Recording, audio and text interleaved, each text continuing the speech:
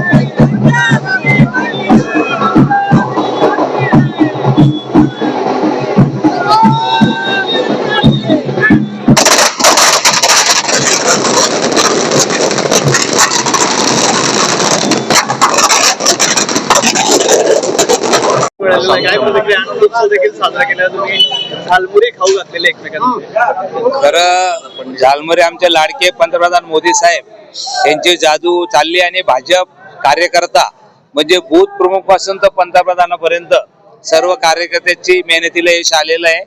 मागच्या वेळेला म्हटलं की पुढच्या वेळेला 100% भाजपचे सरकार येणार आणि नक्कीच ती सत्य तिथे परिवर्तन झालेलं आहे।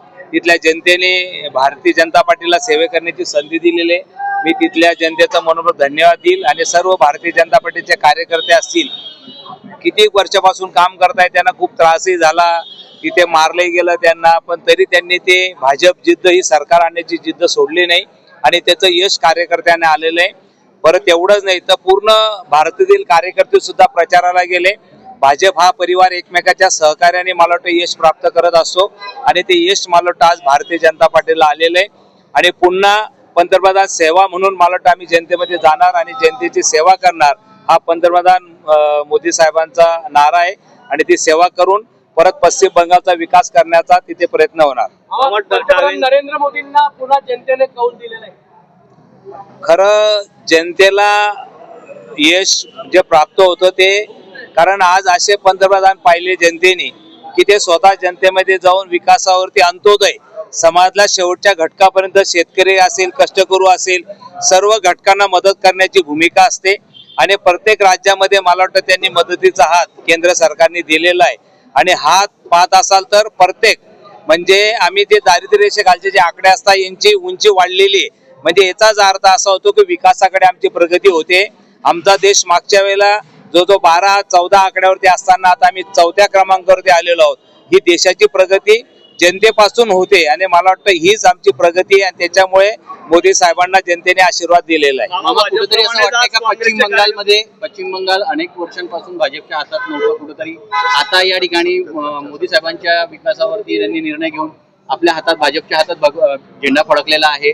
अटल बिहारी वाजपेयींचं कुठेतरी स्वप्न पूर्ण झालं असं वाटतंय। नक्कीच मी काय सांगतो की जनसंघापासून भारतीय जनता पार्टीचे कार्यकर्ते होते, त्यांचं स्वप्न होतं 2 आमदार होते ते 2चे 77 झाले आणि 77चे आता वरती जो 180च्या 182 192चा आकडा मला दिसतोय तिथे पार करताना मला एवढं मोठं यश खरं जनसंघापासून कार्यकर्त्यांमध्ये ते मिळालेलं आहे। मामा भाजपप्रमाणेच काँग्रेसचे कार्यकर्ते देखील आज खुश आहेत। डाव्यांची सत्ता गेलेली केरळमध्ये आणि काँग्रेसला तिथं यश मिळालेलं आहे।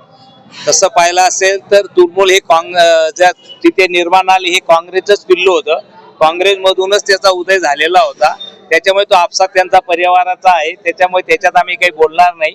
पण आमचं जे काही भारतीय जनता पार्टीने प्रयत्न केले त्याला यश आलेलं आहे। गांधी तीर्थ, निसर्गाच्या सानिध्यात महात्मा गांधींच्या जीवनावरील जगातील पहिले मल्टीमीडिया म्युझियम. आजच भेट द्या. गांधी तीर्थ, जैन हिल्स, जळगाव. अधिक माहितीसाठी www.gandhifoundation.net वर विजिट करा.